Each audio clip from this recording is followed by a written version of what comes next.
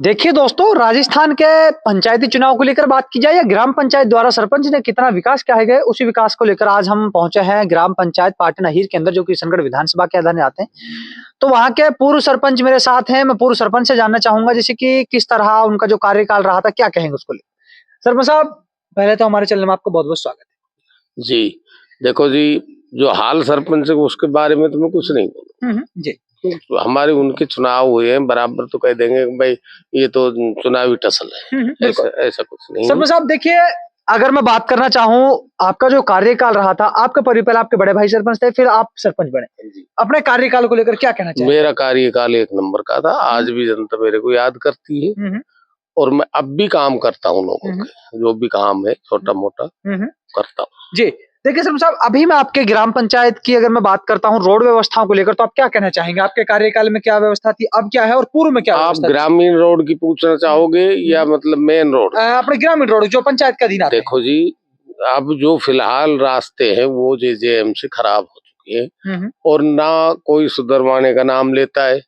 पानी सड़कों पे भरा है, ना कोई सीवर लाइन है, ना कुछ कोई विकास नहीं है। मतलब जो विकास होना था वो कुछ विकास नहीं हुआ। कोई विकास नहीं। सब साहब, अपने ग्राम पंचायत का अधीन आने वाले कितने गांवों की अगर मैं बात करूं तो क्या मेरे 4 गांव है छोटा मोटा करके साहब। मैं सबसे बड़ा जो गांव पाटन है, जो अपने हेडक्वार्टर। हाँ, सेकंड नंबर पालपुर, दूसरा नंबर पे ढाणी पालपुर जी, और चौथा नंबर पे है कादियां जी। देखिए सरपंच साहब, मैं आपसे जो सबसे बड़ा अहम मुद्दा होता है रोजमर्रा की जिंदगी में काम आने वाली चीज होती है जल, पानी, रोड। अगर इन्हीं चीजों पर मैं बात करता हूँ, पहले नंबर पे पानी व्यवस्था को लेकर क्या देखो जी, पानी की व्यवस्था सुचारू चल रही है। ऐसी कोई बात नहीं है कि पानी की नहीं चल रही है। लेकिन उनकी वजह से जो रास्ता में नाली बनाई गई, तोड़ी गई, ये सब मतलब अस्त व्यस्त हो गया मामला सारा। तो व्यवस्थित नहीं है साहब। अच्छा, मतलब फिलहाल अगर बात करें तो गांव के अंदर पानी की भी समस्या है। अगर मैं बात करूँ तो पानी जल भराव की समस्या है, रास्तों में भरा है पानी, और ये जो नलकी वलकी रही है तो पाइप तो चल ही रहे हैं। बिल्कुल। देखिए, मैं सरपंच साहब आपसे जानना चाहूंगा, क्या मुद्दे होंगे जिनको लेकर आप जनता के बीच जाएंगे और वोटिंग की अपील करेंगे? पूर्व में जनता ने आप पर भरोसा जताया, इस बार के चुनाव में क्या लग रहा है? देखिए जी, मेरा चुनाव अगर सीट आई पुरुष की तो ही चुनाव लड़ूंगा, अन्यथा लेडीज पे मैं नहीं लड़ूंगा। लड़ूंगा तो मेरी सीट क्लियर है। अगर चुनाव लड़ा तो सरपंच बनाना फाइनल? हाँ, फाइनल। देखिए, कोई कैसा भी चुनाव लड़ लूं, एमपीएस जेडपीएस, मेरा चुनाव क्लियर है जी। देखिए सरपंच साहब, आप जब सरपंच बने तो लोग बात कहते हैं सरपंच बनता है कमाने के लिए। सरपंच साहब, आपने ये सोचा था कि भाई कमाने के लिए? साहब, मैंने कमाया नहीं। मैंने इसी ही जनता में कमीशन पे पैसे ला के और मैंने विकास कार्य करे, इतने काम करवाए, कोई सरपंच करवा नहीं सकता। जैसे कि मैं जानना चाहूंगा, कितना आपके कार्यकाल में कितना बजट आपने ग्राम पंचायत के ग्रामवासियों के पक्ष में लगाया था? मैं देखो जी, मेरे ग्रामवासियों के पक्ष में 4.5 लाख रुपया तो एमएलए ने दिया था, वो लगाया है। 2.5 लाख एमपी साहब ने दिया था, करण सिंह जी ने, वे लगाए। बाकी में टोटल कुछ पंचायत का बजट था, कुछ मैं अपना कमीशन पे जी लेता था। देखिए सरपंच साहब, मैं आपसे जानना चाहूंगा, शिक्षा व्यवस्था को लेकर किस तरह आपकी रणनीति रही? प्रेजेंट में आपकी क्या रणनीति? अगर जनता आपको सरपंच चुनती है तो क्या कहेंगे? देखिए, मैं सबसे पहले तो शिक्षा में तो हमारे यहाँ बहुत अच्छा है, टीचर भी बढ़िया है, सारी चीज बढ़िया है शिक्षा के लिए। और अब आगा के लिए तो मैं ज्यादा विश्वास जनता को यही दिलाता हूँ, भाई मेरे को याद करोगे, मैं आपके पास आऊंगा, आपकी दुख दर्द सुनूंगा और काम करूंगा जी। देखिए सरपंच साहब, ये मुद्दे होते हैं सरपंच बनने तक। अगर मैं बात करूं तो आप भी जैसे कि जनता के सामने जाएंगे तो बड़े बड़े वादे पेश करते हैं, लेकिन सरपंच साहब उन मुद्दों को जनता भूल जाती है। ऐसा तो नहीं सरपंच बनने के बाद आप इन मुद्दों को भूल जाते? साहब, मैं अब जो मतलब 10 साल से मैं घर हूँ, सरपंच नहीं हूँ। ऐसी महिला की सीट आई थी, वो भी मेरा ही कैंडिडेट बना था, और ऐसी कोई दिमाग में बात नहीं है। मैं ये चाहता हूँ जनता की सेवा हो जाए और याद करे कि भाई हाँ, कोई सरपंच बना था। अच्छा, मतलब जनता की सेवा के लिए चुनाव लड़ते हो आप? जी जी। सरपंच साहब देखिए, आपकी ग्राम पंचायत है जो अधिकतर खेती पर डिपेंडेड है। आप लोग भी खेती से जुड़े हुए हो।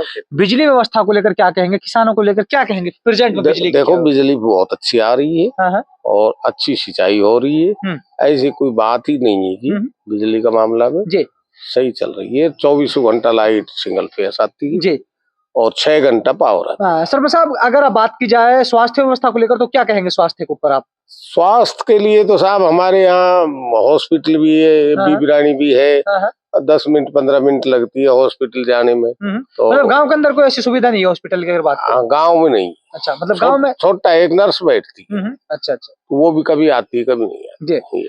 देखिए सरपंच साहब, अगर मैं बात करता हूँ आपके यहाँ की स्थिति को लेकर, अगर मैं बात करूँ, जैसे कि रोड को हो गई, सभी मुद्दों पर बात हुई। सरपंच साहब, सबसे बड़ी बात है, आप जब सरपंच है तो कितने लोगों को आपने पीएम आवास दिया, अगर मैं जानना चाहता हूँ? साहब मैंने 10-12 पीएम आवास, साल का 2 तो निकाल ही देता हूँ मैं।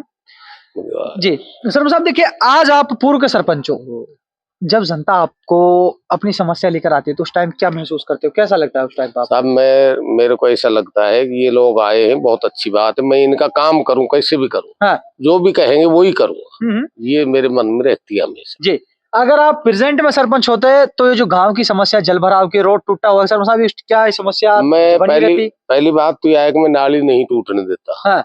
और नाली टूट भी गई तो उन्हीं लोगों से दुरुस्त कराता। हाँ।